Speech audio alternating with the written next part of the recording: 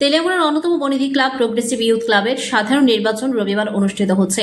সকাল 10টা থেকে উৎসব মুখর পরিবেশে শান্তিপূর্ণভাবে শুরু হয়েছে ভোট গ্রহণ, যা চলবে বিকেল 5টা পর্যন্ত। রিটার্নিং অফিসার নেপাল চন্দ্রদেব জানিয়েছেন, মোট 256 জন ভোটারের মধ্যে সকাল 10টা থেকে 11টার মধ্যে ভোট পড়েছে 46টি এবং 11টা থেকে 12টার মধ্যে ভোট পড়েছে 90টি। ভোট গ্রহণ শেষে বিকেল 5:30টায় শুরু হবে গণনার কাজ। উল্লেখযোগ্যভাবে 2022 সালে প্রথমবার এই ক্লাবের নির্বাচন অনুষ্ঠিত হয়েছিল এবং 3 বছরের ব্যবধানে 2025 সালের এই নির্বাচন হচ্ছে পূর্ববর্তী পরিচালন কমিটি গঠনের জন্য। নির্বাচন প্রক্রিয়াকে সুষ্ঠু এবং শান্তিপূর্ণ করতে ক্লাব কর্তৃপক্ষের ইতিবাচক তৎপরতা চোখে পড়েছে। এখন অবধি 10টা থেকে ভোট শুরু হয়েছে আমাদের, 10টা থেকে শুরু, শেষ 5টা।